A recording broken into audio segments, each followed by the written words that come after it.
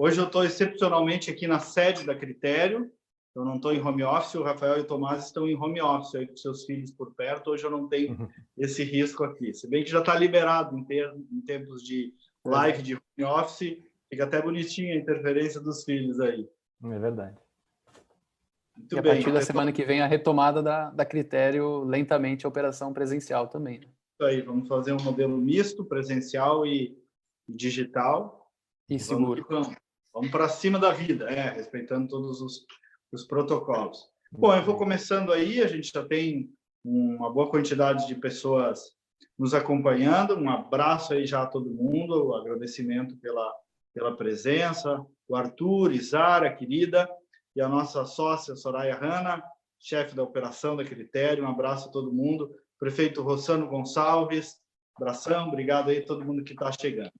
Bom, pessoal, a nossa ideia, hoje é a segunda live que a Critério faz, a gente procurou ter um cuidado também para não banalizar, digamos assim, as lives, né? E muita gente tem que fazer muita live porque é uma necessidade, né? As próprias prefeituras, a maioria delas está fazendo uma live por dia, por exemplo, e a gente acha que é necessário, porque, enfim, órgão público precisa, numa crise como essa, precisa estabelecer um contato muito direto, permanente, atualização das informações. A gente procurou modular, produzir algum conteúdo que tenha alguma relevância. A primeira live, eu e a Soraya fizemos sobre gestão de crise, né? Abordando assim como se comportar empresas, instituições, governos, líderes de expressão diante de uma crise como essa, que não tem proporção, não tem padrão histórico, né? E hoje nós vamos entrar um pouco no conteúdo, né? Conteúdo relevante versus excesso de informação. A pandemia tem gerado aí, você que está nos acompanhando sabe, muita informação, né? Isso é bom, né? Todo mundo está procurando se informar, a imprensa produz seu papel, as redes sociais produzem os seus papéis também, mas também esse excesso de informação tem cansado um pouco. Inclusive esgota um pouco o psique da gente, né? Eu vejo, deve estar acontecendo com vocês, comigo também, na minha família, em casa, chega uma hora da noite que a gente não aguenta mais ouvir falar de tanto assunto, Covid-19, coronavírus, mesmo sabendo que a informação é necessária. Então, a questão é, tem uma medida correta, né? Como agir, como não ser excessivo e também não ficar devendo informação? O que é relevante, o que é bola fora, qual é o linguajar, qual é a linguagem adequada para lidar num momento de crise como essa, para empresas, governos, instituições. Então, estão aí meus convidados, eu vou fazer mais o papel de mediador da live, né? Por isso que eu falo em convidados, a live é da Critério, né? E vão estar comigo meus dois sócios, né? Os sócios somos eu, eles dois e a Soraya, que daqui uns dias vai estar aqui de novo. O Rafael Codonho, que é sócio-diretor da empresa, jornalista formado pela PUC. Ele atua na gestão da Critério e também no núcleo de geração de conteúdo. Possui bastante expertise como ghostwriting e também na definição de estratégias de comunicação para empresas, governos, instituições. Já morou em Pequim, onde trabalhou na Rádio Internacional da China. Também estudou na Universidade de Comunicação da China, uma experiência bem relevante, mas não se tornou comunista, fiquem tranquilos. E também está conosco o Tomás Adam, também é outro sócio-diretor da Critério, com foco, uma especialização em redação, edição e revisão, atua também na gestão dos nossos projetos de geração de conteúdo, também na gestão da empresa. Já foi vencedor de um prêmio de ensaios, o Big Question, né, um prêmio internacional promovido pela JTF, é uma fundação com sede em Nova York também, assim como eu, se formou em jornalismo pela PUC. Como eu disse, você mais um mediador. Na próxima semana a gente vai ter uma live aqui, já antecipo, sobre redes sociais. Vamos trazer o nosso time de especialistas, a Soraya vai mediar para falar um pouco de redes sociais nesse tempo de pandemia. Então vamos lá, vamos abrir o bate-papo aqui. E eu queria começar por ti, Rafael, para começar, então, nos falando um pouco, a partir das experiências também que a gente está vivendo no dia a dia da Critério, né, com os nossos clientes, sobre essa questão do conteúdo, do excesso, do equilíbrio de informação, né, entre o que possa ser excessivo e o que possa ser necessário. Aí, como é que tu tem visto esse desafio? Perfeito. Boa tarde, pessoal. Primeiro, saudando aqui meus sócios, amigos, compadres, Kleber, Tomás, toda a equipe da Critério aí que está dando todo esse suporte para essa live acontecer, a nossa sócia Soraya, toda a equipe, e também vendo aqui no Facebook tantos amigos, clientes, parceiros de caminhada. Obrigado aí por tirarem uma hora do dia de vocês para debater um pouquinho sobre comunicação, né? Kleber, essa tua pergunta, ela vale 1 milhão, né?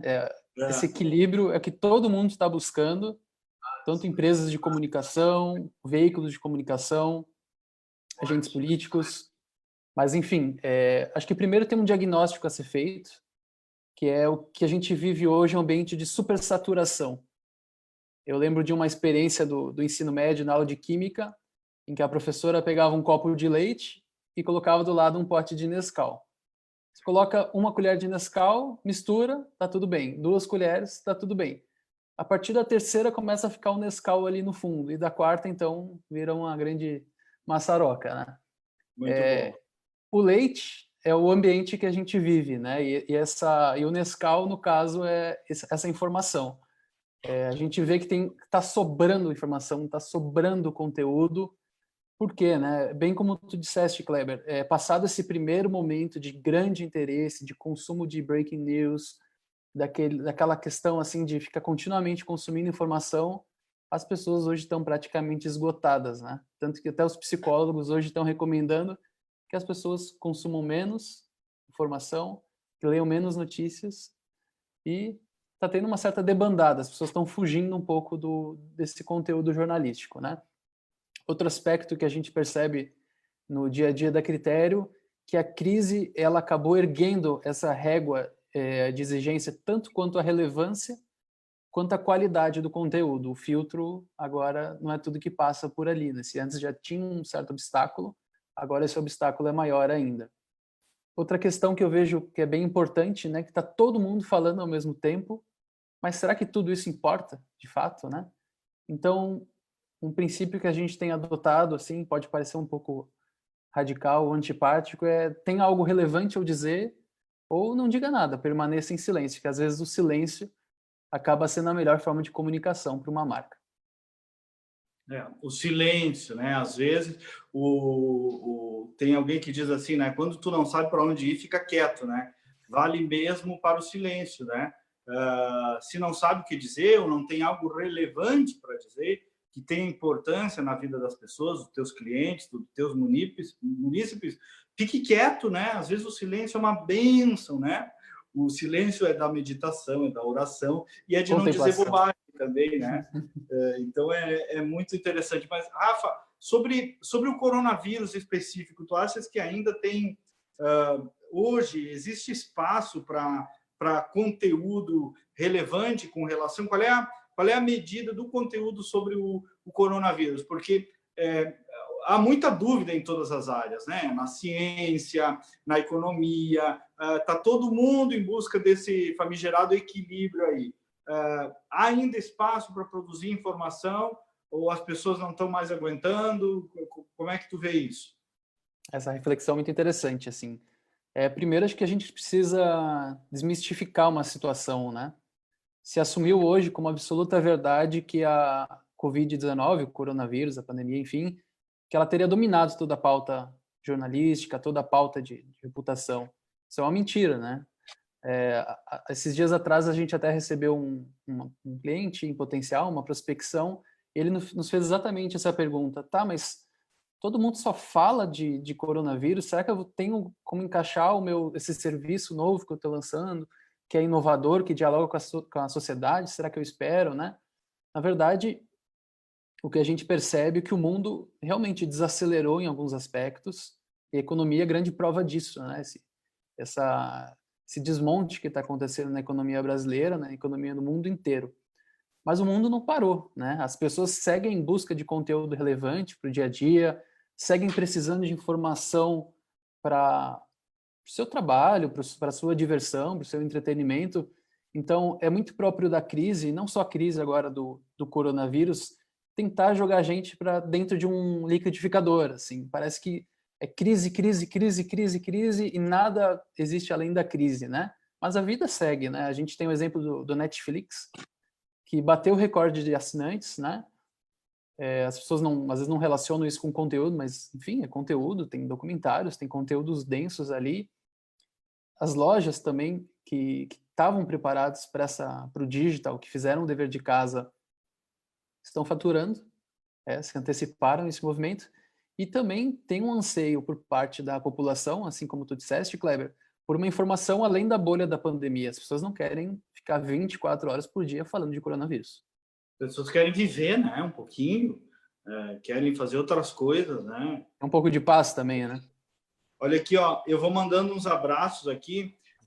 Como eu sou mediador, corro o risco de me atrapalhar aqui entre olhar os comentários e mediar e olhar para a câmera. Então, não sei se eu vou conseguir pegar todo mundo, tá? Mas eu falei do prefeito Rossano, deputado Sérgio Turra, tá feliz que tu não viraste comunista, tá ligado, Rafael?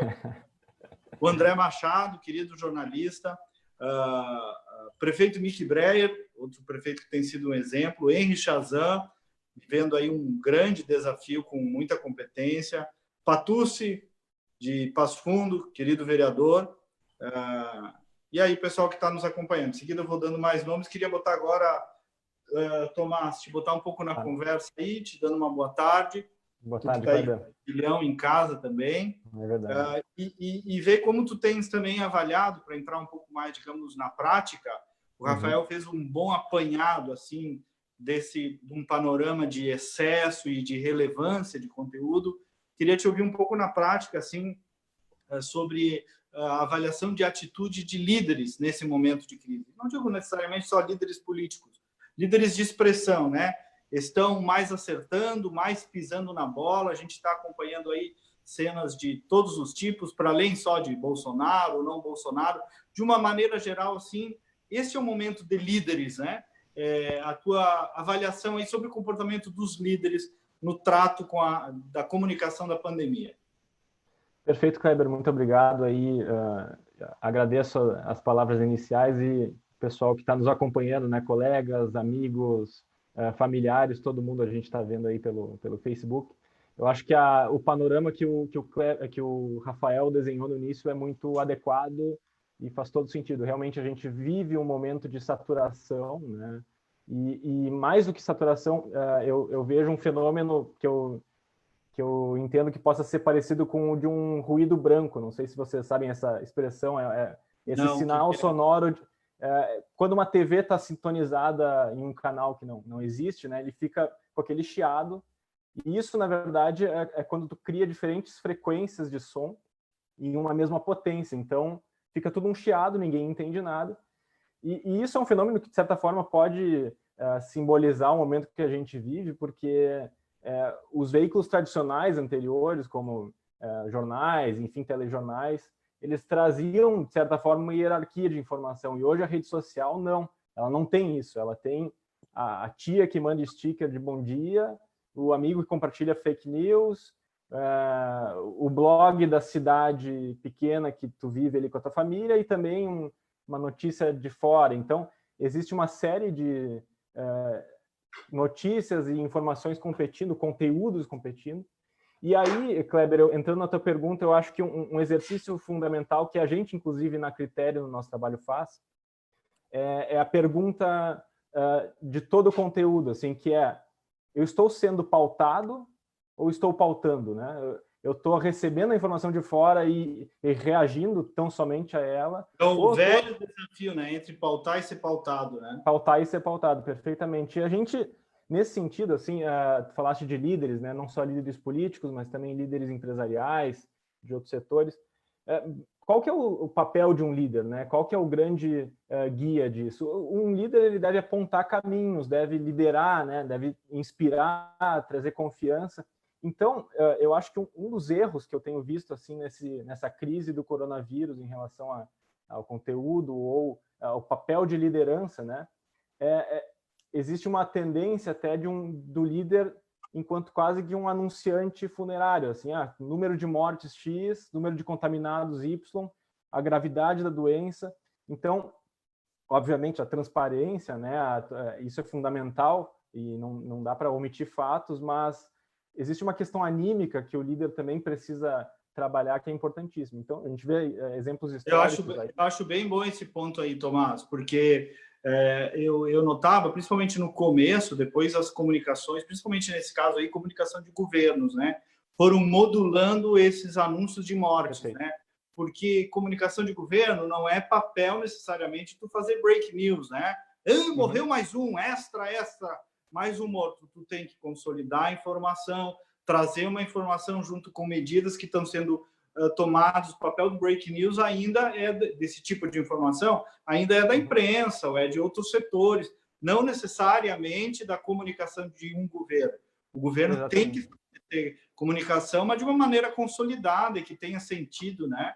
E parece que a maioria, me parece, das comunicações de governo foram encontrando uma medida melhor com o passar do tempo, amadurecendo isso também, né? Exatamente, eles souberam lidar com essa questão. E assim, eu vejo assim, exemplos históricos, né, na Segunda Guerra com o Churchill, na Guerra Fria, em outros momentos críticos da história, os grandes líderes que souberam se comunicar foram aqueles que trouxeram, então, quase que uma altivez ao conteúdo, que souberam se posicionar dessa forma. Eu acho que até um exemplo internacional muito interessante que a gente traz aqui, que acho que é relevante, é o da Rainha Elizabeth, né? Ela fez um discurso na TV aberta britânica, na BBC, que foi sensacional, assim, muito na medida, né? Ele trouxe elementos de altivez, de zelo à população, elementos humanos muito ricos, assim, ela conseguiu realmente fazer um discurso memorável nesse sentido. E isso é muito importante, até um outro fato que ela traz no conteúdo, eu acho que isso vale para a Rainha Elizabeth, vale para prefeitos, vale para qualquer outro tipo de líder nesse momento. Ela trouxe uma empatia muito forte no discurso, ela se colocou na pele das pessoas que ouviam ela nesse momento. Por exemplo, ela falou ao longo do discurso algumas frases do tipo: eu sei como é difícil deixar a mãe, a tua tia, como é ruim ficar longe das pessoas, mas mesmo assim a gente vai superar, nós somos um povo unido. Ela trouxe confiança, né? Falou muito do trabalho da NHS, que é o SUS da Inglaterra, mas ela também, mais do que isso, ela incorporou muito dos valores assim daquele povo, de calma, de resiliência, de bom humor. E a gente tem inúmeros outros bons exemplos. Né? Essa aí eu acompanhei, Tomás, você tem razão, até postei nas minhas redes sociais, porque toda comunicação tem que partir da essência, né? Da essência daquele que comunica.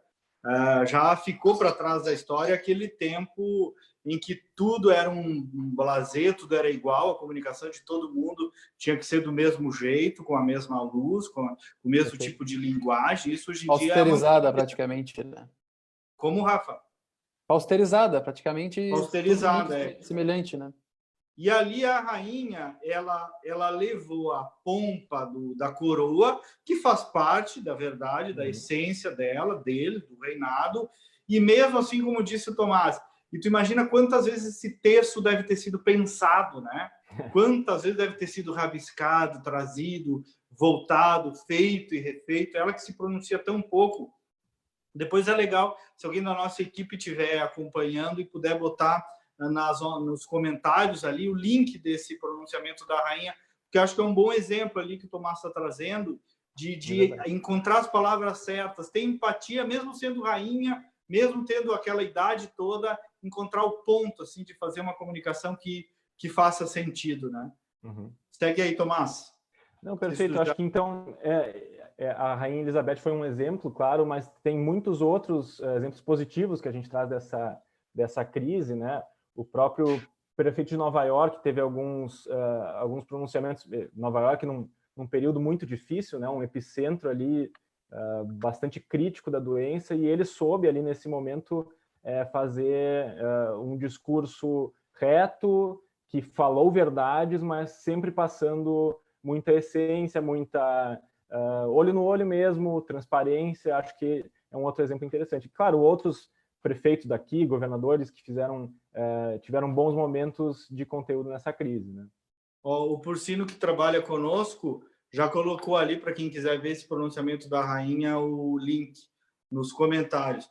Vou deixando uns abraços aqui para Maureen Xavier, do Correio do Povo, que já foi nosso colega aqui no Critério, Jefferson Bernardes, grande profissional, de imagem do Rio Grande do Sul, vice-prefeito Gustavo Paim, um grande abraço, uma grande figura pública de Porto Alegre do Estado, Fabiana Kleckner, Gabriela Alcântara, o Roberto Viter, da Assembleia, Cristiane Loman, do gabinete do deputado Márcio Biocchi, agradecendo aí a presença de todos. Estou vendo outros aqui, Pedro Feiten, do deputado Jerônimo Gergen, abração, Pedro, o doutor Luiz Fernando, da PGE, deixa eu ver quem mais aqui, tem muita gente, Cassiane Rubo, Emanuel Denal, depois eu vou olhando os outros aqui, me organizando para dizer. O doutor Oscar, André Frank Júnior, brigadão aí a todo mundo, a gente está com quase... A Sônia Maria Bettinelli, colega jornalista, Luiz Busato, Célio Benvenu, meu irmão aí também, família presente. Obrigado aí. Se alguém tiver alguma pergunta, eu peço que a equipe também, aqui nos WhatsApp interno, me avisem para eu não perder e não ser indelicado com ninguém aí. Tomás, tu desse alguns bons exemplos aí, esse da Rainha e outros. Eu queria descer um pouco para a graxa agora e saber aí, te provocar se tu... algum mau exemplo aí que tu tem identificado, né? A gente tem alguns maus exemplos em termos de posicionamento de comunicação, sem dúvida o Bolsonaro deu, mas esses são, tá todo mundo falando, abordando os deméritos dele em comunicação, embora tenha, aí é a opinião minha, alguns méritos também em alguns conteúdos, mas teve erros evidentes aí na condução, na comunicação que ele adotou. Então, esse está bem mapeado, aí está no assunto de todo dia. Eu queria ver se te provocar e se tu trouxesse, para além desse, algum outro mau exemplo aí na gestão de comunicação nesse período de pandemia. Eu acho, Kleber, como tu falaste, o Codonho também reforçou isso, né? A importância da essência e de tu, no teu conteúdo, conseguir se espelhar a quem tu realmente é, né? Eu vejo que um mau exemplo que a gente tem visto aí recentemente é o prefeito Arthur Vigílio, por exemplo, que eu também achei. Tem um histórico de um político reto, sério, que teve boas participações aí na vida política brasileira nas últimas décadas, mas eu acho que ele está pecando um pouco no excesso em alguns conteúdos e alguns momentos assim de ter chamado muita atenção para si mesmo com atitudes de ligação chorando. Claro que é um momento dificílimo e que ele vive ali numa região que está sendo afetada muito fortemente, mas... Entra muito, né, Tomás? Desculpa interromper, a questão que tu abordou perfeitamente, que é o papel do líder, né? Exatamente. Um líder não pode perder o controle. O que seria de Churchill na Segunda Guerra Mundial se ele falasse para a população britânica, para a população que estava lutando junto com os britânicos, sobre o que estava passando na cabeça dele, sobre as preocupações que ele tinha. Então, o líder ele precisa ter uma certa blindagem, né? Senão ele acaba gerando uma depressão coletiva. É verdade. Não, e tem outra coisa. Eu reclamar, eu vejo que eu falei esses dias até na Band, né? O Arthur Vigílio está reclamando de não sei quem, do governo, desse, daquele, faz vídeo chorando. Esses dias apelou até para aquela menina, a Greta, né? Que para mim não passa de uma irrelevante, um arquétipo, aí, um estereótipo, um troço, uma personagem que criaram, que para mim não passa de uma grande idiotia, mas aí tudo bem. Tudo bem, acho que é papel do prefeito reclamar, pedir verba e tal, mas tem que tomar atitude, porque se está assim lá e não está assim em outros municípios, bom, então, quais são os seus problemas, né? Prefeito chorão, que só chora, não dá resultado. O prefeito é aquele que foi eleito para tentar resolver. Eu vejo um monte de prefeito aí fazendo coisa que não é de sua competência, né? Hoje a gente teve aí o caso do prefeito Rossano, que até está nos acompanhando aqui, que ajudou a organizar a fila da Caixa Federal, né? O prefeito Miki se sentou em casa com a família, foi fazer máscara, agradecendo de novo pela presença de todos, até que o pessoal vai voltando. Eu falei do Olanir Graziotin, também o Marmit, nosso amigo, Luiz Geller, ex-prefeito de Casca, agora assessor do deputado Sérgio Turra, Rodrigo Massulo, um jovem promissor, também nos acompanhando, o argentino Lucas Argentino, presidente da JMB de Estância Velha, ótimo conteúdo, a Margaret Sauer, da Amostra Pesquisas, também grande parceira, excelente profissional da área de pesquisas aí do Rio Grande do Sul. Um abraço no vice-prefeito Gustavo Paim, nos honra também aí, nos acompanhando, todo mundo que está aí. Eu não estou também conseguindo olhar todos os comentários, vou tentando ver aqui. Bom, o Tomás deu aí uns bons exemplos, né? Falou até da rainha, também eu trouxe aqui alguns prefeitos nossos que estão acertando a mão na comunicação. A gente deu também os maus exemplos. E, Rafael, tu que até palestra, inclusive, sobre essa questão do conteúdo, assim, né? Do conteúdo, do posicionamento que gera conteúdo. Tem algum princípio, alguma dica, algum critério, digamos assim, que seja atemporal, que vale para a produção de conteúdo de empresas, instituições, governos, mesmo das pessoas, independente de crise ou não crise, o que ainda segue valendo na geração de conteúdo? Perfeito, Kleber. A gente apresentou uma palestra, eu e o Tomás, há um tempo atrás, que se chamava O Conteúdo é o Rei. E depois a gente vai detalhar um pouquinho desse propósito, desse princípio nosso. Ali a gente listou alguns critérios para guiar, para discernir bons conteúdos, né? E retomando hoje, a gente revisitou essa palestra e a gente percebe que esses critérios, eles ganharam até mais força, né? São princípios atemporais, mas que em uma época de crise, eles mostram que estão ainda fortalecidos. A gente percebe que a palavra tem poder, né? Tu falaste bastante, Kleber, de posicionamento, de líderes de expressão, né? Então, a palavra ela tem poder. A Bíblia, né? O poder das palavras, né? Exatamente. E não pode ser banalizada, né? Em virtude desse poder, né?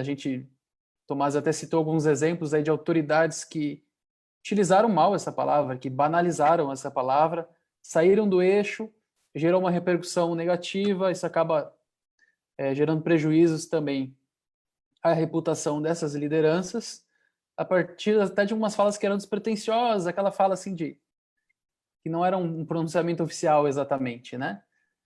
Hoje as pessoas estão num nível de estresse, de ansiedade, que tudo, absolutamente tudo, precisa ser medido e calculado com extrema cautela, né? Na dúvida, a gente sempre recomenda a prudência aos nossos clientes. A gente tinha listado inicialmente, Kleber, 5 critérios para um bom conteúdo, que são eles, né? O primeiro é a intenção, o que eu quero dizer. E se perguntar isso antes e depois de ter um conteúdo estruturado, né? O segundo é a simplicidade, né? Antes tinha uma coisa meio antiga, daquele jornalismo antigo, meio acadêmico, meio literário, de usar muitas palavras difíceis, frases longas, com 1000 conexões, 1000 ideias, e isso não funciona, né? Isso ficou para trás realmente. O que dá certo em comunicação e sabendo que comunicação é você se comunicar com alguém, se a pessoa entender o que você tá dizendo, as pessoas captarem essa mensagem, é frase curta, é ordem direta, palavras acessíveis, sem misturar muitos pensamentos, muitas ideias num mesmo ambiente, né? Na dúvida, simplifica, seja claro. O terceiro critério que a gente estabelece, que é um guia para o nosso trabalho na critério, é o foco, né? Para quem que eu estou dizendo isso? Estou me comunicando com pessoas mais simples, eu estou falando com líderes de entidades, né? Para quem eu quero dizer o que eu quero dizer, né? Definir o objetivo, e o público para quem você está conversando. A questão do estilo também, o Tomás mencionou o Arthur Virgílio, né? Para quem conhecia ele como uma liderança equilibrada, respeitável, de repente se torna uma pessoa destemperada, que chora, que implora para uma adolescente, sabe? As pessoas inicialmente podem até ter um pouco de compaixão e falar, olha que prefeito diferente, mas depois isso acaba perdendo um certo respeito em relação à pessoa. Isso porque elas percebem que não tem uma autenticidade de fundo. As pessoas percebem que não é algo natural, que não é próprio da pessoa. E por fim, a gente define como critério início e fim. Quando a gente começa um pronunciamento, um post, uma entrevista, seja qual for o formato, você está começando uma forma que instiga as pessoas, você está evitando lugares comuns, você está tentando sair do óbvio, né? E quando você for concluir uma ideia, resuma bem o que você quer dizer e dê um direcionamento. Então, basicamente, assim, sem querer tomar muito tempo de vocês, são 5 critérios que ajudam muito a direcionar o posicionamento. Então, a intenção, simplicidade, foco, estilo, início e fim. É isso. Legal, legal. É bom compartilhar também um pouco da técnica, né, de geração de conteúdo, porque também tem técnica, né? Isso os donos de empresa, políticos também precisam saber que às vezes na hora de tomar a decisão ou gerar um conteúdo é bom ter alguém mesmo médicos, hospitais, né? É bom ter alguém em volta da mesa que entenda de comunicação e de conteúdo também. Não que a palavra da comunicação deva ser definitiva sobre as decisões de uma empresa, mas a comunicação sempre precisa ser ouvida, porque tem chance de a comunicação dar mais certo quando a área for ouvida, né? Eu sempre digo que, por exemplo, em governos, a política não pode ficar refém da comunicação, né? A política não serve à comunicação. A comunicação é que serve à política. Agora, a comunicação, a dinâmica da comunicação, as técnicas de comunicação precisam participar das decisões também. Eu vou dar uma passada aqui antes de fazer mais uma pergunta para o Tomás, nas pessoas que estão falando conosco. O Roberto Dias Chum diz assim: restarão e sobreviverão aqueles mais sérios e mantenedores da informação verdadeira e absoluta. O Orestes de Andrade Júnior, ex-secretário de Comunicação aqui de Porto Alegre, pergunta: o Madeiro, que negou a crise e saiu demitindo na primeira semana, é um exemplo do que não fazer? Eu não sei, né, Orestes? Acho que cada um sabe da sua vida. É uma questão tão específica. Eu lá sei se o Madeiro já estava no limite da sua operação, se ele ia ter dinheiro para pagar salário no mês seguinte, se não ia. Claro que está se pedindo das empresas uma percepção mais empática também em relação sobre os seus negócios, e não meramente financeirista, por assim dizer, né? Mas é difícil julgar um caso específico, porque daqui a pouco o calo no sapato do cara estava bem apertado, eu não sei, né? Vamos ver aqui mais quem tem. E também, Kleber, tem outro aspecto, né, que é um bom álibi esse momento de crise para as empresas tomarem decisões difíceis, né, para o bem e para o mal. O Rodrigo Castro, aqui a Francis Fernandes, lá de Minas Gerais, que desempenhou conosco, trabalhou junto conosco num grande desafio, que foi atender a conta da Falcone. A Francis é uma grande profissional de comunicação. Minas Gerais na audiência, ela escreve assim, ó, guris: caros, bem bom ver vocês três. Hoje atuo com divulgação científica, imagina a bronca, diz ela, e vivenciando uma demanda frenética da imprensa, querendo uma resposta, apenas que essa resposta seja dita por um especialista da área. Tenho atuado muito fortemente em reverter pautas, oferecendo conteúdo técnico-científico, visando qualificar o conteúdo que agregue valor aos nossos pesquisadores. Na política, ela pede se tem alguma semelhança. Acho que tem, Francis. A gente, por exemplo, para os nossos clientes da área pública, a gente sempre tem indicado trazer para perto o profissional da saúde, o secretário de Desenvolvimento Econômico, agregar gente, né? Não é momento para decisão de líderes isolados. Da ciência médica, mas também da ciência econômica, da ciência do comportamento. Então, o líder tem que agregar, trazer gente para o seu lado, né? Deixa eu, antes de perguntar para o Tomás aqui, ver se tem mais alguém que eu não tenha dito. Márcia Rocha Brum, na audiência. A Soraya diz que o link da Rainha está com tradução, já está aí, então. Luiz Busato, na audiência também. Cassiane Rubo, vamos ver quem mais aqui. O Dr. Luiz Fernando, que eu já falei. Salete Teixeira, Rodrigo Castro, Camila Ferro. Deixa eu ver só quem mais. Cristiane Pedro Fai, que eu já falei, do deputado Jerônimo. Dr. Oscar, economista. Jefferson Bernardes, uma grande figura da imagem. Sônia Bettinelli, Célio Benvenu. Depois eu digo aqui mais nomes, agora eu consegui dar uma olhada aqui nos comentários. Fábio Barônio, burro calado passa por cavalo. É uma boa frase dele mesmo. Tomás, eu queria falar um pouquinho sobre isso que a gente está fazendo aqui, que é um papel que tem surgido, os clientes têm nos perguntado um pouco sobre a popularização das lives. As lives de música, às vezes, ou as lives de tipo essa que a gente está fazendo aqui.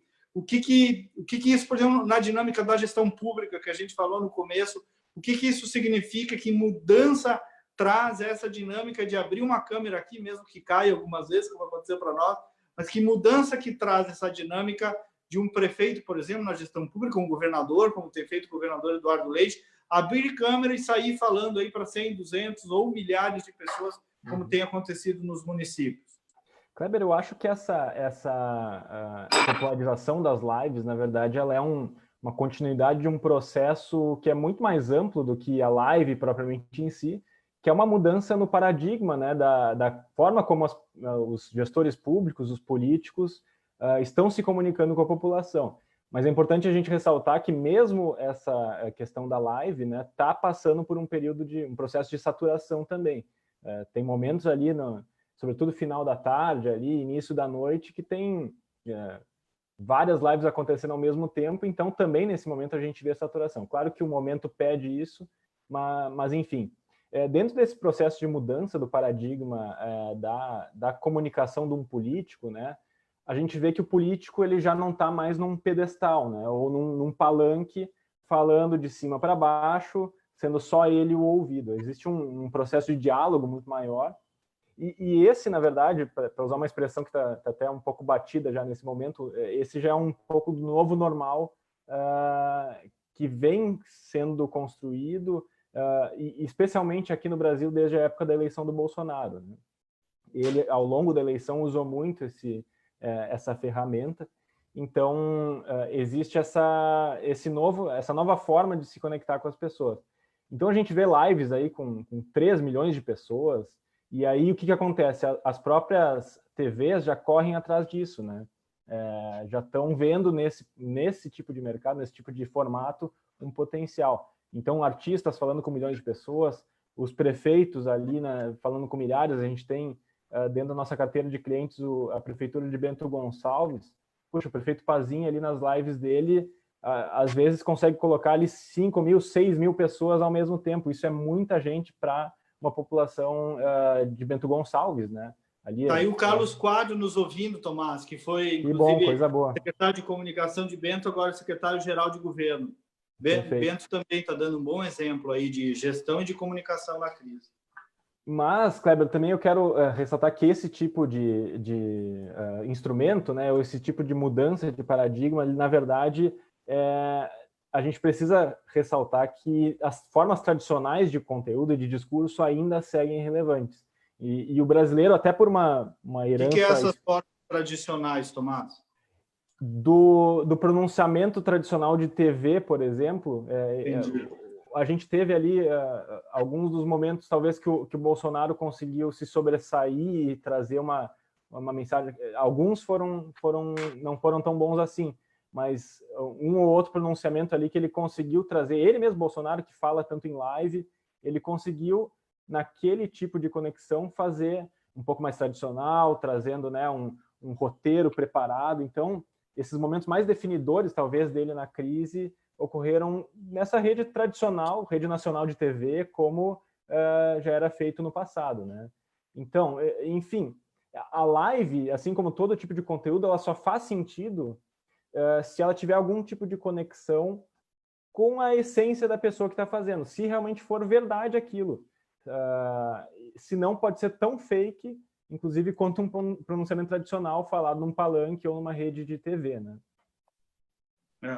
Ô, Tomás, a gente fala um pouco, estava te ouvindo aí, lembrando que a gente até virou meio palavra na moda, às vezes a gente fala na frente dos clientes, eu fico na dúvida se... porque como toda área, a comunicação também tem seus verbetes, né? A gente só perde para o juridiquês, mas tem o comuniquês também, né? Que a gente fala, às vezes fico na dúvida se os clientes e quem não lida com isso no dia a dia tem absoluto domínio, porque o que tu está falando aí tem um pouco a ver com narrativa, né? A criação de uma narrativa. Com certeza. Eu queria que tu falasse um pouquinho disso, sobre a lógica da narrativa. O que é isso? Como é que qual é a importância dela nesse momento de crise? Antes de tu falares, deixa eu só falar aqui, ó, do Tibiriçá Rodrigues, do Sindiospa, o Carlos Quadros de Bento, falei, Luiz Noé, querido assessor do deputado Lisiane Bayer, a Alessandra Dewes, a Janaína Casanova, que também trabalhou conosco, José Antônio Célia, querido amigo. Karen Mello também trabalhou conosco. Paulo Mazzucci, grande ex-prefeito de Guaporé, um abraço. Laura Benincá de Salles. Flávio Dutra, um exemplo padrão de comunicador, de jornalista, de gestor de comunicação aí no Estado, uma referência para todo mundo. Flávio, a gente gosta muito de ti e de ler o que tu escreve também, baita texto. Carla Foleto, César Sequinato, João Ricardo Oliveira, Adriano Santos de Oliveira. O César Sequinato é de Santa Cruz. Obrigado aí pela tua presença, César. Tomás, então eu queria ter visto um pouquinho sobre a narrativa. Traduz que história é essa de narrativa para o leigo e que relevância ela tem, especialmente nesse momento de crise. Perfeito, Kleber. Nesse sentido, assim, na verdade, seja uma marca, seja um político, seja uma entidade, enfim, todo tipo de conteúdo, de comunicação, ela tem que ter um objetivo, né? No caso de um político, por exemplo, o objetivo maior é o que vai te levar ele a ser escolhido numa eleição ou não. No caso de uma marca, o que vai levar a pessoa a escolher determinado produto ou não. Então, na verdade, essa escolha ela é traduzida muito de uma história que é contada pela pessoa, pelo líder, pela marca, e qualquer relação de consumo, então, ela tem esse princípio de uma história que é contada, né? Esse momento de pandemia da Covid levou isso à enésima potência, né? Então, de uma hora para outra, a gente vê assim, setores que foram muito impactados pela crise, por exemplo, a gastronomia, tendo que se reinventar no ambiente digital. Turismo. Só que o próprio turismo, né? Eu conheço bem a realidade de Gramado e vejo ali como esse ambiente vai precisar se reinventar daqui para frente. Então, mas nada adianta tu transferir o teu salão do teu restaurante para o iFood se tu não contar uma boa história, né? De onde vem o meu ingrediente, qual que foi a família que produziu o meu café, qual a cozinheira que preparou, enfim, pensando em outros setores, assim, por exemplo, da advocacia, né? Quais as histórias que eu tenho dentro da minha atuação, né? Quais os negócios que eu estou ajudando a fazer sobreviver nesse momento de crise? Por que e para quem o meu escritório existe, de fato? E, no fim, então, para toda marca sobreviver, ela vai precisar se comunicar muito, né? Principalmente no digital, dialogar muito com todos os stakeholders, né? Que são stakeholders é um conceito que a gente usa na comunicação, que são os diferentes públicos com quem tu te envolve, e as marcas, as pessoas vão ter que se comunicar muito mais com o seu cliente atual, com o seu possível cliente futuro, no caso dos políticos, com o seu eleitor, com a sua população. E como é que se faz isso, Kleber? Em primeiro lugar, não querendo puxar a brasa para o nosso assado, mas realmente, como tu falaste, profissionalizando a área da comunicação, né? Eu tenho acompanhado bastante essa questão da gastronomia dentro do ambiente digital, né? Hoje, para um restaurante, né, o social media, a pessoa que cuida das redes sociais, vai ser tão importante quanto, por exemplo, o diretor o chefe daquele restaurante, né? Um escritório de advocacia, por exemplo, a assessoria de comunicação desse escritório vai ser tão importante quanto um diretor de novos negócios, por exemplo. Então, mas só com isso, só com a profissionalização da comunicação, a gente não vai conseguir chegar a lugar nenhum. Por quê? E aí entra no meu segundo ponto, que é preciso, antes de qualquer coisa dessa questão técnica, a gente ter convicção na verdade e na essência, né? Sempre tendo isso como base. Não importa a gente ter domínio da técnica sem ter essa convicção e essa seriedade de seguir sempre a verdade e a essência. Rafael, também queria te ouvir um pouquinho aí sobre narrativa. O que tu tem a dizer? Algum exemplo, alguma coisa que tu possa agregar aí? Perfeito, Tomás, acho que deu a plena contextualização, excelente o que ele disse. Bem como que ele falou mesmo, assim, o storytelling ele se tornou mais relevante agora nesse momento de incertezas, de crise, para marcas e para governos, para todo mundo, né? Ter uma narrativa consistente com bons argumentos, que se sobressaem, despertam atenção, eles geram a confiança, reforçam essa confiança, né? A gente tem uma referência bem interessante que a gente tem utilizado até como inspiração mesmo para alguns clientes nossos, mais líderes da área corporativa, que é uma carta do Jeff Bezos, CEO da Amazon. Seria legal também se nossa equipe pudesse colocar ali nos comentários, assim como fizeram com o vídeo da rainha, que foi uma carta que ele lançou inicialmente para a equipe dele, expondo essa dura realidade do coronavírus lá atrás, assim como quando o problema estava iniciando, né? As expectativas dos clientes nesse cenário, né? Que as pessoas passaram a comprar quase tudo pela internet. A Amazon, que acaba congregando todos os serviços e produtos ali, acabou tendo uma demanda crescente nesse período. Ele demonstra também a gratidão à equipe, as expectativas dele como chefe, como dono da empresa, e qual que vai ser o foco de atuação, né? E foi um texto extremamente bem construído, muito humano, caiu como uma luva, né? E as pessoas estão se referindo assim como a carta que todo líder deve ler. Eu acho que vale a pena cada um de vocês aí que se interessa por comunicação, que se interessa por reputação, tirar uns 5 minutinhos aí para ler. Essa carta já está traduzida. E como a gente diz, assim, é quase um mantra dentro da Critério, né? Reputação é acúmulo. É uma soma de fatos que geram percepção pública, né? E a gente citou o caso positivo também, no lado negativo, qualquer deslize, inclusive no conteúdo mesmo, pode colocar em risco uma marca consagrada, né? A gente está vendo aí, não é muito nosso foco de atuação como empresa, a parte dessas influencers que pregam uma coisa em suas lives, no seu feed, nos seus stories, na vida real está fazendo outras coisas, e aí as marcas que patrocinam essas influenciadoras acabam cancelando contratos. Então está tendo uma grande reinvenção do mercado. Qualquer deslize pode ser realmente fatal, Kleber. Verdade. Ô, Rafa, tem professor aqui assistindo aí, foi nossa professora Ivone Cassol. Obrigado aí. Tomara que a gente tenha feito alguma coisa. Gilberto Jasper, também um jornalista aí com muita experiência em comunicação pública, um belo texto. A Cleci Jurac, que foi secretária de Educação, né, Cleci, de Porto Alegre, um abraço para ti, obrigado. E vamos entrar um pouquinho, então, também em política, né? O ex-prefeito de Guaporé pergunta, o Mazzucchi, se a eleição acontecer em outubro, como é que fica a comunicação do eleitor? Veja, o Mazzucchi, a rigor a eleição já começou, né? O que as redes sociais trouxeram, assim?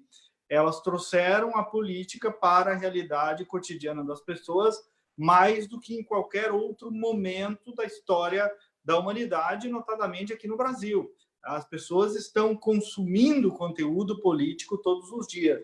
Então, já foi aquela ideia assim, quando eu começo a fazer campanha eleitoral? Claro que agora, pela lei, não está permitida campanha eleitoral estrito sensu, né? Mas eu quero dizer assim, conceito, posicionamento, narrativa, que os guris acabaram de dizer, construção de imagem, diálogo social, a Francis falou aí, que rede social é isso, diálogo, né? É um diálogo digital, mas é também diálogo, né? A rigor, isso tudo já começou, né? Isso tudo já está ocorrendo. Então, se a campanha for em outubro, for mantida em outubro a eleição, se darão melhor aqueles que já estão trabalhando na reputação desde logo, sem esperar o período eleitoral. A partir de hoje começa. Começa o quê? Começa a rádio? Começa a TV? Ok, mas aqui nós já temos aqui, estamos na TV, estamos com áudio, estamos com texto. Os elementos todos de comunicação política já estão acontecendo, embora não estejamos estrito sensu ainda, ou juridicamente, num período de campanha eleitoral. Então, vamos nos dar conta de ativar desde logo. É um tempo muito bom para definir conceito, estratégia, posicionamento, acertar a linguagem, enxergar os adversários, para raciocinar, para começar a fazer teste. Rede social permite muito tentativa e erro, fazer teste de conteúdo, de abordagem, enfim. E, Tomás, a bola está rolando, né, Kleber? Basicamente é isso. Já está rolando e muitos estão parados, né? Muitos não se deram conta ainda, estão esperando a legislação permitir a começar a fazer política, né? Então já dá para começar agora, no ponto em que eu disse, né? Tomás, a gente assistiu aí também em política um embate, né, entre os governadores, o presidente, cada um buscando também estabelecer o seu discurso, a sua narrativa, como tu dissesse aí, como é que tu avalia? A gente teve, tecnicamente, uma disputa de narrativa, né? Como é que tu avalia aí, que lição deu para tirar desse embate, Tomás, entre o presidente e os governadores, que até já está mais amenizado aí nos últimos dias? Eu acho que deu uma amenizada, talvez esse embate tenha sido mais claro no início da crise, né? Onde havia uma certa diferença dos dois discursos. Eu vejo, Kleber, assim, de lado a lado, erros e acertos, né? Naturalmente, em um momento de crise, como a gente está vivendo, os governantes eles tendem a se sobressair, eles tendem a aparecer mais e a mostrar para que vieram, né? E, inclusive, a Critério ela atende pré-candidatos e líderes políticos de oposição no âmbito municipal. E a nossa orientação, nesse sentido, é ter um discurso realmente cauteloso, né? Sem bater de frente, apoiando medidas positivas, tendo esse lado mais altivo, assim, de não entrar na disputa. Essa disputa entre o Bolsonaro e os governadores, Kleber e Codonha, ela começa, nesse sentido, sendo ruim para os dois lados justamente por isso, porque essa disputa ela passa um certo oportunismo, uma antecipação de disputa política. O que tu falaste antes, Kleber, de iniciar, assim, uma construção de narrativa, isso é importantíssimo, mas não tem nada a ver com antecipação de disputa política num âmbito num momento de crise nacional. Então, essa disputa foi negativa nesse sentido. Só o único ponto que eu quero só destacar, assim, que talvez os governadores exageraram um pouco, foi no lado negativo da crise. A gente teve, como eu falei no início da conversa, né, os governadores falando de morte, de doença, de contaminação, sendo absolutamente transparentes, isso é importante, mas às vezes esqueciam um pouco o outro lado. E o Bolsonaro, apesar de ter tido inúmeras gafes e momentos realmente lamentáveis durante a crise, ele consegue falar com uma parcela significativa da população, e aqui eu não falo da parcela de classe alta que faz os protestos de verde e amarelo, mas sim das pessoas que estão na fila da Caixa Econômica Federal, os autônomos, os informais. Ele consegue, de alguma forma, conectar-se com eles. E parece que os governadores, no início dessa crise, não souberam conectar, não souberam falar com esse tipo de público. Então, é importante, nesse momento, a gente ter isso em mente, né? Que foi um deslize, talvez, da maioria dos governadores. Tem a crise precisa ter uma linguagem que não é só racional, prestação de informação, né? O líder precisa se conectar ao emotivo das pessoas, né? Eu acho que um bom exemplo, se o Porcino puder botar aí um mau exemplo, né, Porcino, daquela manifestação do prefeito Bruno Covas, de São Paulo, que até acho que é um líder bom, me parece, que fez aquela lista de medidas funerárias, né? Abrimos tantas covas, temos tantos coveiros a mais, tanto de cimento, já temos carros funerários prontos, sou um grande operador de funerárias, né? Então, um horror isso, né? Saber modular, ter muito cuidado com isso. Um abraço também para a Lenara Basso. Nós estamos quase nós tínhamos previsto aqui 1 hora, tá? Como deu umas caídas, vamos tocar um pouquinho mais só. A Lenara Basso, Marcos Vinícius de Almeida, uma honra, presidente do IP, suplente de deputado, futuro deputado aí, foi presidente da FAMURS também. Juarez Santana, Rodrigo Massulo, já falei. Vitor Bleide Moraes, colega da comunicação. Silvia Lago, também, da comunicação do CREMERS. Rafael, nos encaminhando para o final aí, eu queria trazer um pouquinho do digital, né? Que teve uma ascensão gigantesca, o conteúdo digital, nos últimos meses, com a crise. Não sei se as empresas, os governos, as pessoas estavam preparadas para isso. Até que ponto está bom? Se está demais? Rafa, queria uma abordagem tua nessa geração de conteúdo digital aí que cresceu muito nos últimos, com a pandemia. Perfeito.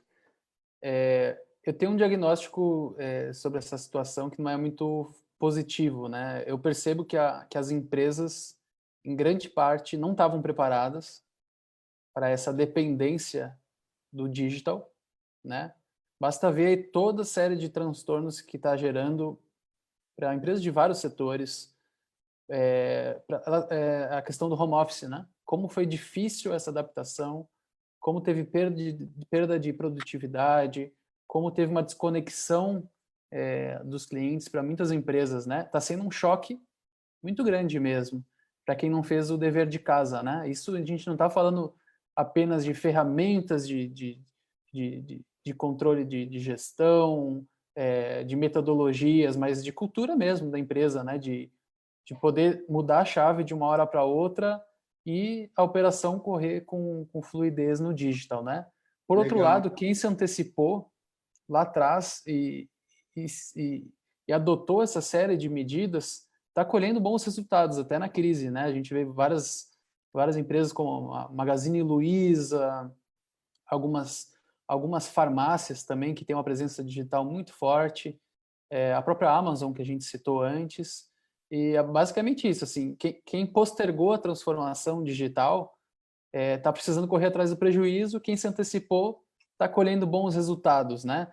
A questão é que todos hoje estamos reféns do digital, a gente não tem outra alternativa, é o fio que nos conecta com a realidade, com o mercado, né?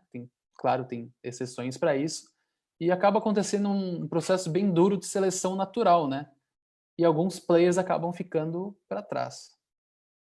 Bem bom. Estou olhando aqui, para a gente ir encaminhando para o final. O Rodrigo Massulo, ele fala com exemplo de deslize recente, a influencer Gabriela Pugliese, que perdeu muitos patrocinadores, inclusive, né, devido à comunicação, mostrava uma vida saudável e promoveu uma festa no meio da pandemia e comunicou isso nas redes. Também o povo é cruel, né? Ela cometeu um deslize, todo mundo comete deslize e não perdoaram, né? Então tem que ter perdão também. Eu achei que pegaram pesado demais. Dona Sueli, uma espécie de linchamento virtual, né? Linchamento também, né? Tem muito isso, patrulha social, né? Tem muito jornalista aí querendo patrulhar agora a vida de todo mundo. Vamos devagar, que ninguém é santo nessa sala aí de pecadores, né? Dona Sueli Benvenu, um beijo para a senhora. Marcelo Carvalho, vereador Paulinho da farmácia de Gravataí. Júlia Machado, que também já esteve conosco. Kleber Bertoncello, grande equipe. Tomás, indo para o final aí, o conteúdo segue sendo o rei, na verdade, né? Não adianta entender de Instagram, Face, fazer cards maravilhosos se não tiver raciocínio sobre o conteúdo, que a rigor é o que vai revelar a tua essência, né? Exatamente, Kleber. Não importa a plataforma, na verdade, a gente falou, claro, aqui muito em técnica e a profissionalização da comunicação serve justamente para isso, para a gente utilizar o melhor da técnica nesse momento que a comunicação é tão importante. Mas, acima de tudo, não importa a plataforma, o digital, o analógico, o conteúdo é o rei. A gente tem que contar aquela história que eu falei antes, né? E aproveitar esses momentos para crescer na crise, para fazer com que o teu lugar ao sol seja exposto, né? Eu acho que a gente tem aí uma oportunidade grande de mudança de paradigmas na área da comunicação. O digital veio para ficar, como disse o Codonho, né? E isso na área da comunicação é ainda mais verdade.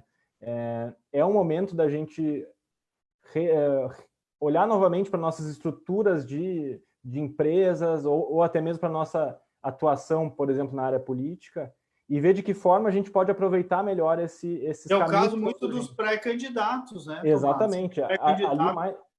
tem que se comunicar por aí agora, né? Exatamente. Trazendo novamente a questão... O prefeito Mickey Breyer disse aí, prefeito não pode errar. É verdade, né? Se a Pugliese errou, o prefeito, se fizer qualquer coisa fora da... Então, calma, gente, né? Tá todo mundo querendo errar. Tem muito patrulheiro aí. Tem o pavor daqueles que ficam patrulhando qualquer erro como se fosse vestais da vida perfeita, né? Que é um pouco aí a linguagem politicamente correta. E tem também, né, Tomás, os oportunistas, né? Que aparecem numa hora como essa querendo passar de grandão aí, né? Exatamente, Kleber. A gente tem que, nesse momento de crise, onde todo mundo tem dúvida, né, de qual é o próximo passo, o que fazer, qual caminho seguir, e muitas pessoas veem nisso uma oportunidade de crescer. Claro, uns agiram bem, outros agiram mal, todos nesse sentido têm dúvidas, né? O que é importante, acho que isso nivela toda a nossa conversa, né? Acho que conecta com tudo que a gente falou. O importante é a gente ter sempre uma conexão muito forte com a realidade. Então, nesse oportunismo da crise, e a política traz muito isso, né?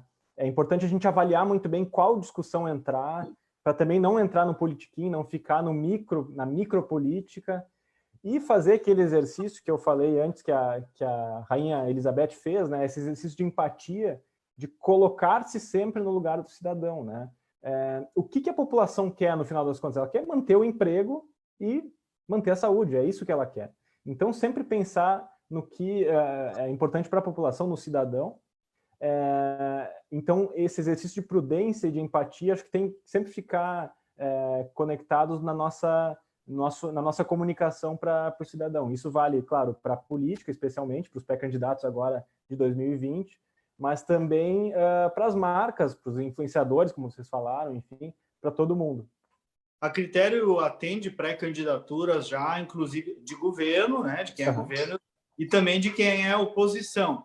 E sabe que a gente teve muito cuidado com quem é oposição, porque quem é governo tem muito o que comunicar, né?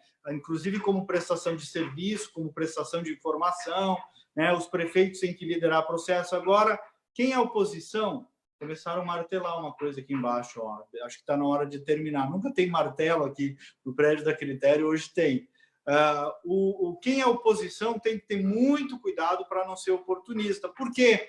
Porque o povo vê quando o cara está querendo dar uma ideia simples, uma solução mágica, criticar tudo que o prefeito fez, parecer que ele é que sabe de tudo e os outros é que não sabem de nada. Então, quem é oposição também precisa, primeiro, apoiar o que está certo. É um momento de pandemia, é um momento de medo, as pessoas estão com medo, né? Claro, sugerir, criticar eventualmente o que é criticável, isso sem dúvida. Agora, se pegar o oportunismo tem um preço muito caro na política, né? Que é a ideia do Mussum ensaboado, né? Agora o cara vem aqui, chega de líder, como se diz lá em casa, né? O cara chega de grandão e quer dar a solução aí. Não, né? Tem um prefeito, está tomando as medidas que acha corretas, tem um governador, está errando e acertando, mas provavelmente está querendo acertar e tomar as melhores decisões. Nós vamos nos encaminhando aí para o final, pessoal. Tem aqui a Gabriela Quimelo, da Escalzila Altausa, não poderia deixar de agradecer também. Dizer que nós vamos disponibilizar toda a live e também a live anterior com a Soraya no canal da Critério no YouTube, daí nós vamos editar, inclusive, essas partes aí que teve corte. E eu queria ouvir aí vocês uma mensagem final sobre comunicação, até sobre o momento que a gente está vivendo, sobre essa grande experiência humana de comunicação, de tudo, no comportamento das famílias que a gente está vivendo aí. Rafael, começo por ti, e depois o Tomás aí para uma palavra final e ir nos despedindo. Perfeito. Primeiro, agradecer a todos pela audiência. A gente teve algumas quedas aí na transmissão, mas mesmo assim a gente conseguiu manter um patamar muito que nos honra bastante de audiência. Agradecer a minha filha Helena, de 3 meses, que não chorou durante essa live. Eu conversei com ela, bem combinado. Então, agradecer a ela, minha esposa também, minha família que está assistindo. Tantos amigos, clientes, pessoas que nos orgulham, assim. A Critério vai completar 9 anos, agora em setembro. E a gente tem a oportunidade de conhecer pessoas formidáveis, assim, que nos dão muita esperança no mundo, de verdade, assim. Mas, enfim, respondendo a tua pergunta, Kleber, a gente tem como princípio na Critério de ser 95% de transpiração, de esforço, de suor e 5% de genialidade, de criatividade, né? A gente acredita muito no potencial do esforço e também acredita que o que dá resultado mesmo para a construção de reputação é o que vem da verdade, né? O que é sólido, o que tem amparo realmente. Eu vou até ler uma frase do Tomás, que não é o Tomás Adam, mas o São Tomás de Aquino, que ele diz assim, que levar os homens à verdade é o maior benefício que se pode prestar aos outros, né? Então, encerrando com essa frase dele e reforçando nossa convicção de que a essência, a verdade era antes, ela é e continuará sendo a grande sustentação de qualquer marca, seja qual for o setor que ela atua. E nesse momento de crise, a gente é testado continuamente, a gente é forçado a situações de estresse. Então, muita atenção ao cenário, ele está se mudando a cada dia e muita serenidade, cautela, prudência, né? Sem decisões tomadas aí no impulso. É isso aí, um abraço. Obrigado, Kleber. Obrigado, Tomás, aí pela parceria, pela Como amizade. ouvi o Tomás Olanir Graziotin disse assim, encerrando, que pena, está ótimo. Tomara que o pessoal tenha gostado mesmo, né? Bom, a gente procurou revelar, assim, desvendar um pouquinho dessa história do conteúdo, né? Que está por trás de todas as manifestações aí, Tomás. Kleber, em primeiro lugar, agradecendo aí a oportunidade e a parceria de vocês. O Rafael mencionou a Helena, não posso deixar de mencionar o Benjamin. Talvez o momento da live tenha ficado uma trilha sonora que é ele tocando piano, né? Tem 1 ano e já está ali batendo o piano. Um beijo para minha esposa também, Andressa. E para todo mundo que está nos assistindo aí, familiares, amigos. Eu vi que minha mãe entrou ali, meu primo Gabriel. Enfim, muita gente querida e, claro, os parceiros de sempre, né? Kleber, acho que para encerrar, a Critério tem um, dentro da nossa atuação, ela tem usa como base um triângulo que explica muito como funciona a criação da reputação de marcas, de empresas, de líderes políticos, empresariais. Esse triângulo, né, são 3 pontos. O primeiro ponto é quem você diz que é. Como é que é o seu discurso diante da opinião pública, como você se pronuncia através de diversas formas. O segundo ponto desse triângulo é quem você realmente é, né? Quais são as suas entregas, de fato, aquilo que você traz de concreto na sua atuação profissional, pessoal, enfim. Mas tem um terceiro ponto que se conecta a esses dois e que é tão importante quanto esse, que é quem as pessoas acham que você é, né? Então, num mundo ideal e para se construir uma boa imagem diante da opinião pública, as 3 respostas têm que ser basicamente as mesmas, né? E como é que se constrói isso? Aproximando muito discurso e prática, né? Aquilo que você fala e aquilo que você faz. O trabalho da Critério, por mais que tenha toda a nossa experiência de comunicação, o conhecimento técnico, toda a experiência dos nossos profissionais, dos sócios, ele só funciona se de fato o nosso cliente, a pessoa com quem a gente está trabalhando, tiver essa conexão de discurso e prática, senão não rola. Então, eu acho que isso sumariza um pouco a conversa que a gente teve aqui hoje, um pouco desse trabalho de comunicação num mundo tão maluco e com mudanças tão constantes no dia a dia, sobretudo diante de uma pandemia, né? Então, é um pouco isso, Kleber, agradecendo aí a parceria e essa horinha e 15 minutos aí que a gente teve de conversa, que acho que foi muito produtivo, eu gostei muito. Valeu, também gostei, Tomás, acho que a gente ajudou nossos clientes, parceiros, amigos. Obrigado ao time da Critério aí que acompanhou. Obrigado também a Mariana Raimondi, saudade de ti, foi colega do governo Sartori. Luiz Pinheiro, Aline Hort, o pai do Rafael, a mãe do Tomás, as famílias estão junto aí. A Sônia Maria Bettinelli, que é a jornalista de política, diz que acompanhou tudo, ela produz o site Berlinda, bem relevante ali para a região do Vale dos Sinos, especialmente sobre a política de São Leopoldo. E o Célio Benvenho, meu irmão, acho que diz alguma coisa que é um resumo aqui. Resumindo, existe vida para além da pandemia. É isso, existe vida para além da pandemia, né? Temos que ter conteúdos relevantes sobre a pandemia, mas também saber que a vida precisa continuar, né? E continuar com comunicação.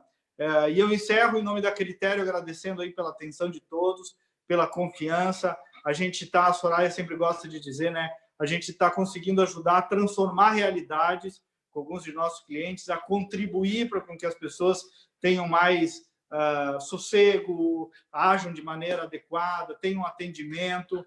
Isso também nos gratifica muito nessa jornada da comunicação. Viva a comunicação humana! Boa noite a todos aí e um grande abraço.